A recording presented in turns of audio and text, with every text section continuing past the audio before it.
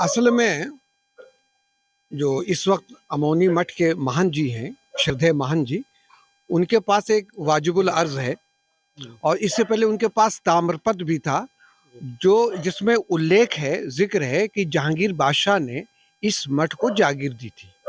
वाजिबुल अर्ज में हमने देखा है, पढ़ा है, उसमें ये बात लिखी हुई है। तो जहांगीर बादशाह को भी यहाँ से आस्था थी और बाबा जी ने हमें ये भी बताया था कि ये पहले जंगलों से घिरा हुआ इलाका था। जब यहाँ जो पूर्व महंत जी आए और जो संत थे मशहूर, तो उन्होंने इस क्षेत्र को शांति दी। तभी से बादशाह ने इसको अम्न वाली जगह करार दिया और तभी से ये अम्न वाली से फिर वो अमौनी हो गया है। हमने एक किताब में देखा है कि अंग्रेजों ने एक ज़माने में सर्वे करवाया था, तो इस क्षेत्र का सबसे ऐतिहासिक और प्रसिद्ध मेला यही अमौनी मठ का है और उसमें यहाँ तक की फिगर ज़िक्र है कि इसमें कितने संख्या में लोग तीर्थयात्री आते थे। हमको जहाँ तक ख़्याल है कि इसमें अंग्रेज़ों ने जो सर्वे करवाया था, उस वक़्त भी हज़ारों की तादाद में लोग श्रद्धालु यहाँ आते थे। और आगे बाबा जी बताएँगे महंत जी की इस सिलसिले में। ये ऐसी जगह है कि यहाँ पे लगभग ये बताया जा रहा है कि 400 साल या 500 साल से यहाँ पे इस धाम में मेला भी लगता है। यहाँ पे काफ़ी बड़ा एक मंदिर भी है और ये जो मठ है ये काफ़ी मशहूर है। इस मठ का, इस धाम का ज़िक्र कभी अंग्रेज़ों ने नहीं किया था अपनी किताब में। आज हमसे बात करने के लिए यहाँ के जो महंत जी हैं, हम उनसे बात करेंगे, जानेंगे कि ये जो धाम है कितना पुराना है और यहाँ पे जो मेला लगता है कितने सालों से लगता है। पहले तो आपका बहुत-बहुत स्वागत है। आपके चैनल को बहुत-बहुत धन्यवाद। ये बताइए महंत जी कि ये कितने साल से ये यहाँ पे मठ है, ये धाम है, कितने सालों से यहाँ पे ये मेला लगता है? ये कहा जाता है कि इसका ज़िक्र अंग्रेज़ों ने अपनी किताबों में किया है। जी, जी हाँ, लगभग 450 वर्ष पुराना है ये स्थान और तब से ये मेला अब तो बहुत बड़ा विस्तार है, बहुत विशाल लगता है। पहले बहुत सीमित था, बहुत कम दुकानें आती थी, अब तो वो हज़ारों दुकानें आती हैं और बड़ा विशाल मेला लगता है अब तो। जी। ये बताइए कि जिस तरीके से इस क्षेत्र के अंदर हमने देखा कि इस मेले के अंदर बहुत दूर-दूर से लोग आते हैं। ये कहा जाता है कि लाखों की संख्या में यहाँ लोग मौजूद होते हैं। कल ये भी कहा जा रहा है कि यहाँ पे पैर रखने की आपको जगह नहीं मिलेगी।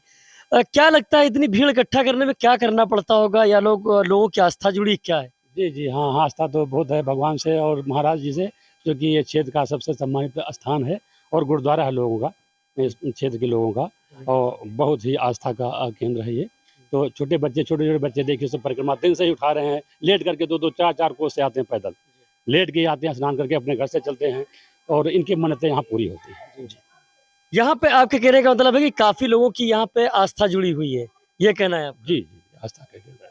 और भी इसकी हिस्ट्री के बारे में जान लेते हैं। यहाँ पे हमारे साथ वरिष्ठ साहित्यकार और वरिष्ठ लेखक हमारे साथ मौजूद है इस वक्त, डॉक्टर अनवर हुसैन खां।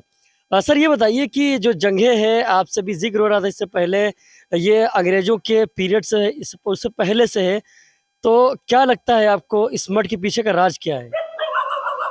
असल में जो इस वक्त अमौनी मठ के महंत जी हैं, श्रद्धेय महंत जी, उनके पास एक वाजिबुल अर्ज है और इससे पहले उनके पास ताम्रपत्र भी था, जो जिसमें उल्लेख है, जिक्र है कि जहांगीर बादशाह ने इस मठ को जागीर दी थी। वाजिबुल अर्ज में हमने देखा है, पढ़ा है, उसमें ये बात लिखी हुई है। तो जहांगीर बादशाह को भी यहाँ से आस्था थी और बाबा जी ने हमें ये भी बताया था कि ये पहले जंगलों से घिरा हुआ इलाका था। जब यहाँ जो पूर्व महंत जी आए और जो संत थे मशहूर, तो उन्होंने इस क्षेत्र को शांति दी। तभी से बादशाह ने इसको अम्न वाली जगह करार दिया और तभी से ये अम्न वाली से फिर वो अमौनी हो गया है। हमने एक किताब में वहीं से इसका नाम पड़ा है। हमने एक किताब में देखा है कि अंग्रेज़ों ने एक ज़माने में सर्वे करवाया था। तो इस क्षेत्र का सबसे ऐतिहासिक और प्रसिद्ध मेला यही अमौनी मठ का है और उसमें यहाँ तक की फिगर ज़िक्र है कि इसमें कितने संख्या में लोग तीर्थयात्री आते थे। हमको जहाँ तक ख़्याल है कि इसमें अंग्रेज़ों ने जो सर्वे करवाया था, उस वक़्त भी हज़ारों की तादाद में लोग श्रद्धालु यहाँ आते थे। और आगे बाबा जी बताएँगे महंत जी की इस सिलसिले में। कुछ आप रोशनी डाल दें बाबा। ये बताइए कि जैसे कि ये आपकी ये पहली पीढ़ी है या दूसरी पीढ़ी है, तीसरी पीढ़ी है, कितनी पीढ़ियां आप किस मठ में चली हैं? लगभग 32-35 32-35 पीढ़ी। जी हाँ। तो इससे अंदाजा लगता है 500 साल। ये 450-500 जो लेख हमारा बता रहा है। जी। जी हाँ, 450-500 वर्ष पुराना।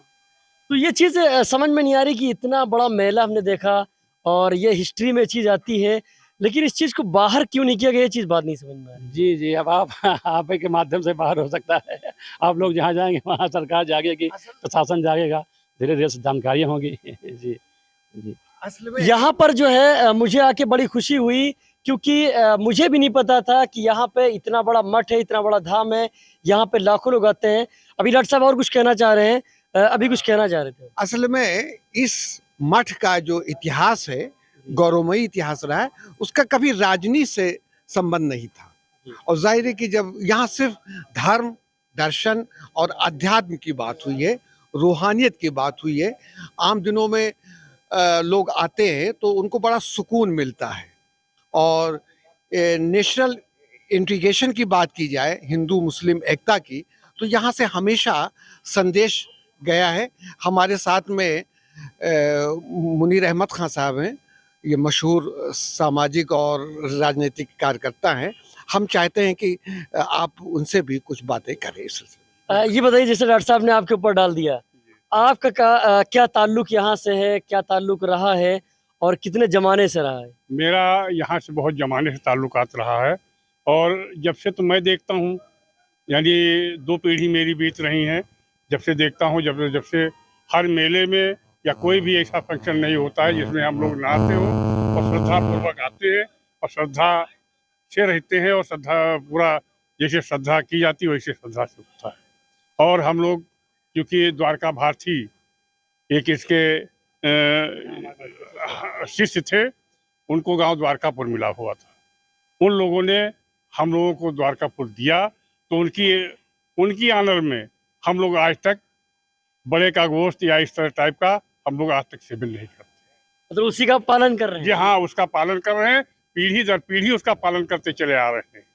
हाँ, ऐसा नहीं है कि हम ही पालन कर रहे हैं, मेरा पूरा खानदान जहाँ भी है वो उसका पालन करता है, और आज तक इससे बहुत कोसों दूर हम लोग। एक चीज़ आपको बता दें, बहुत पते की बात, कि इसके बगल में नदी है, जो गोमती नदी है, उसका ताल्लुक है, और पश्चिम की तरफ भी है, थोड़ी दूर तक पश्चिम की तरफ बहती है। यहाँ पे जो सबसे बड़ा जो इशू आ रहा है, क्योंकि यहाँ पे एक पुल की बहुत सख्त ज़रूरत है। अगर यहाँ पे एक पुल बना दिया जाएगा, या अगर ड्रम पुल को ही फिक्स अगर कर दिया जाए, तो यहाँ पे जो लोग हैं जिनकी यहाँ से आस्था जुड़ी हुई है, उनको यहाँ पे आने में कोई दिक्कत नहीं होगी, कोई दुश्वारी नहीं होगी। मोहम्मद खालिद खान, हिंद टुडे, अयोध्या। अनवर हुसैन खां साहब को बहुत बहुत धन्यवाद, मुनीर खां साहब को बहुत बहुत धन्यवाद, जो हमारे स्थान पर आए हुए हैं, जो हिंदू और मुस्लिम एकता का प्रतीक है।